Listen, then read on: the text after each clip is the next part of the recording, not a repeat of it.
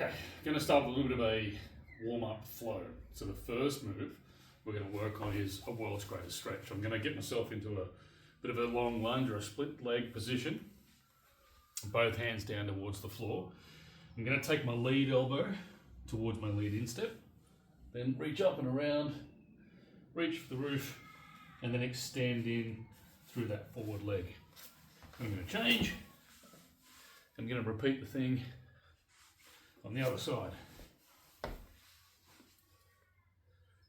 Don't think I did the hamstring extension on the other side, but you get the idea.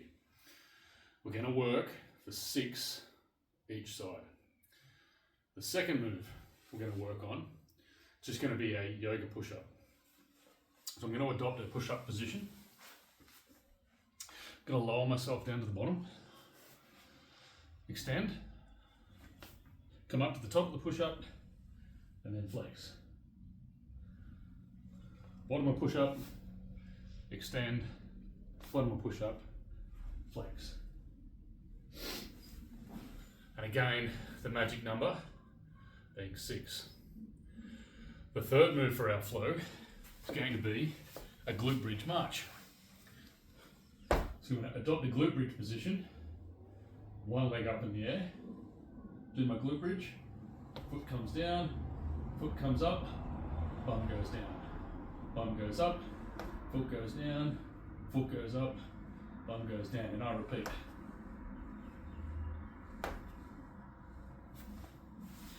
The key with this one is again 6 each side, but I'm trying to keep my hips as level as I can keep them. The fourth and the last one of our warm-up sequence will just be a bird dog. So bird dog, got to get myself into all fours. And then, might be easier if I face you, I'm going to extend the opposite arm and leg, nice and long. I'm going to come back in till my elbow touches my knee, push back out, come back through, out, crunch, out, reset, out, crunch, out, reset. Again, 6 each side, and we'll look to do 2 or 3 complete rounds of our warm-up. So once we've done our warm-up, our first sort of main lift, we're just going to work on developing your squat pattern. Now I've got a couple of different implements here that you can't see on camera just yet, but I've got a dumbbell, I've got a kettlebell, and I've got a med ball. All of these are going to achieve the same sort of thing. It's just about picking the implement that lets you move with as much efficiency as possible. Now when I pick a squat stance, it doesn't really matter where I put my feet, so long as I feel balanced and my feet are relatively flat to the ground. If I'm holding the ball, the easiest place for me to hold it is going to be across my chest. I'm going to drop myself down into whatever squat shape I can get into and then return back to the start position. That's all there is to it. You'll note that my feet stay flat and that everything, again, doesn't really matter where your toes and knees point, as long as they're pointing in a relatively similar direction. If I'm going to use a dumbbell, I'm going to hold one end and bring it up under the chin. Hold it nice and tight, and again, the movement remains the same. The last implement we have here is a kettlebell. Now, kettlebell, I find the easiest way to hold this is to flip the kettlebell up, so the heavy bit's sitting up under your chin, and you can kind of hold or just push on the horns to push it in towards your chest. And then from there, just as the other squats, I'm working through the back. One's not better than the other. It's all about picking the modality that keeps your feet relatively flat, everything in relative alignment. And I was going to say a third thing, but now I've forgotten. So, squat variant will work for 3 sets of anywhere from 8 to 12 repetitions. And I'll explain how we're going to determine whether it's 8, 9, 10, 11 or 12 in another section of the video. The second movement I want you to work with is what we're going to call a single leg RDL or a single leg hinge. Now I'm going to show you it without weight to start with, because you might not need any, and that's perfectly okay. What we're going to work on is picking the leg. I'm going to lift up the floating leg until it pushes my trunk down. I'm going to pause towards the bottom, and I'm going to stand back up. So from the side, I'm going to lift up my back leg until it forces me to tip forwards. I'm going to pause down towards the bottom, and then I'm going to stand back up. Note how the angle of my trunk doesn't change a great deal. It can be a little bit round, it can be a little bit extended. You just don't want it to wibble and wobble too much through the action. It might just feel a bit uncomfortable. That's a bit harder to stay stable. I've got the same implements here that I was going to use for my squat. Now, if I use the med ball to start with, you just want to keep the weight relatively close to your center. So as I tip over, I'm just holding a little bit of weight on my belly. As I become more comfortable, I can extend the ball down so that my arms are straight. And if I want a bit more work, I can hold it up on my chest. But as you can see, my movement technique hasn't changed. The exact same thing works with the dumbbell. I'm just going to change legs. So again, keep it relatively close to my middle. I can extend it down towards the floor, or I can hold it up high on my chest. Now when we come to the kettlebell gives us one other option. So rather than holding the weight here at my front for when I'm trying to keep it close to my middle, I can park it high on my butt. This way, when I go to hinge forward, I can lift my hips up and into the belt, and it can help give me a little bit of feedback into what sort of shape my body should make as I go to perform the hinge. The other two varietals remain the same. And then, hop, nice and high, tipping forwards. Like the squat, not one piece of equipment is any better than the other. With the small caveat being that if you're finding it a little bit challenging to get yourself into that tipping forward action, I'd recommend going to the kettlebell position and tucking it nice and high on your bum. Be mindful too that the further the weight moves away from your center of mass, the harder the movement's going to be for you to complete. So maybe to start with, keep the weight relatively close to you. Make sure you extend it down towards the floor, because at least then it's going towards your center of balance. And then you can work on bringing it up underneath the chin. Now we're going to introduce some low intensity, or what we might term low amplitude, plyometric or projection activities. These can be done after the warm-up if you're feeling warm, or after that first main lift.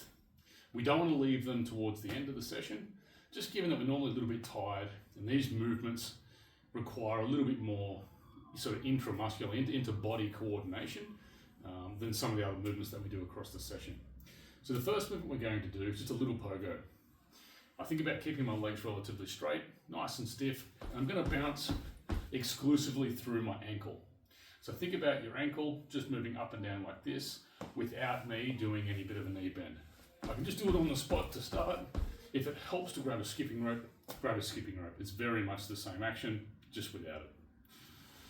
The second move I want to have a look at is just a bit of a tall to base action.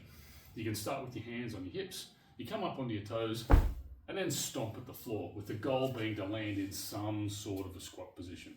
Don't worry about too much if it's a high landing or a low landing. The goal here simply becomes to land balanced. If you're really struggling with balance with your hands on your hips, you can imagine that you're holding onto two cords, you come up nice and high, and as you land, you pull those cords back behind you. And all that's going to do is just help balance out your chest as it comes forward, but that's going to be determined by how mobile you are through the hips and through the knees. The third and the last plyometric action or projection action that we'll look at is just a little bit of a falling push-up. Okay, so we're going to adopt, or a modified falling push-up. We're going to adopt an on-knees push-up position for this one to start. And all I'm going to work on is dropping down into a low push-up position by taking my hands off the floor. Return to the top. Return to the top. I can make that movement harder by simply pushing my hands into the ground as I make contact. Although the preference is to think about just taking your hands off the ground and catching your chest before it hits the deck.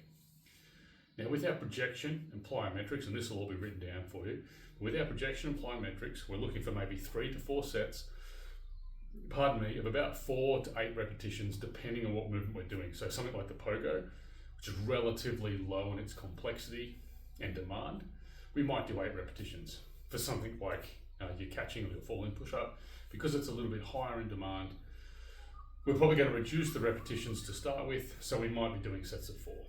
Refer to your program for a little bit more guidance around that. Now with your upper body split, we're going to do a combined horizontal push and a combined horizontal vertical push, and then a combined horizontal vertical pull. But we'll start with our push pattern movements. The first action that I'll get you to do is just a regular run-of-the-mill push-up. I'm going to add a couple of variants to that, just that if you feel like regular push-ups are becoming fairly straightforward, you've got something to move towards. First one's regular push-up. Well, all I want you to focus on is just making sure that your shoulders and your hips, or your chin and your hips, are touching the ground at the same time at the bottom of every rep. The second repetition, or the second variant rather, is we're just going to work on a push-up with a shoulder tap. And then the final repetition is a push-up with a shoulder tap, and we also lift the opposite leg. So those variants might look like, variant 1 is the push-up. So chin and hips touching the ground at the same time. Variant 2, shoulder tap, and you'll note that I'm not changing, or trying my hardest to not change hip position. And then variant 3, push up and then lift opposite leg, as well as the shoulder tap.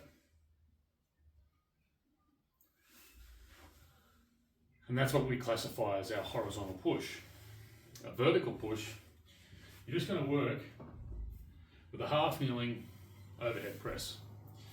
So half kneeling, one knee up, one knee down. Down knee is the hand with the weight, and then I'm just going to work on an overhead press. Not too many variants here, or none that I want you to work with too much at the moment, save for these two. We can go to a tall kneeling press, encouraging a little bit more stability through the back of your hips and trunk.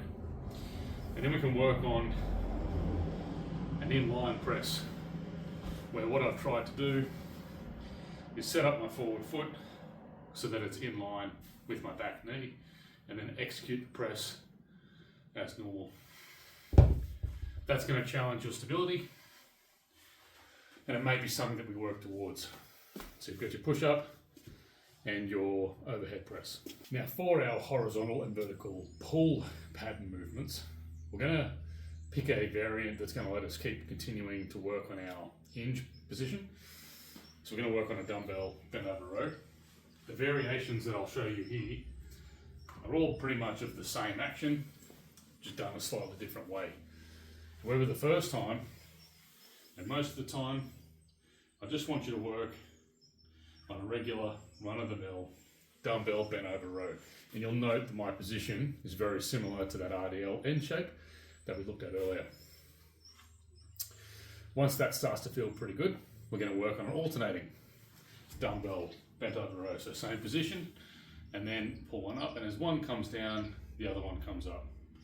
So nice and steady, no great rush. You'll notice my body position, save for my hands, not moving too much.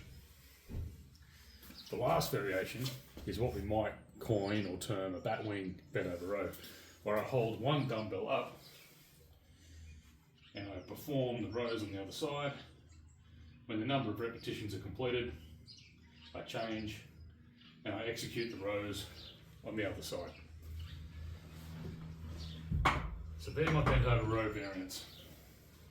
Now my pull pattern, obviously we want to work towards being able to execute the chin up. What we're going to start with though, is I'm going to get you back down in that half kneeling position that we looked at before with our overhead press, and we're just going to do a half kneeling pull down.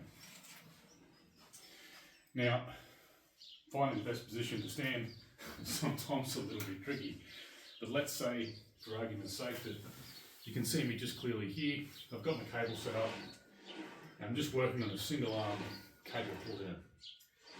Now, if I don't have access to a working cable, we can do exactly the same thing with an elastic band. Variations here are a little bit trickier to come up with. However, I will simply get you to replicate the variance that we had a look at with your overhead press, namely the tall kneeling position, so both knees on the ground, and then your inline position. So remember your front foot coming in front of your back knee.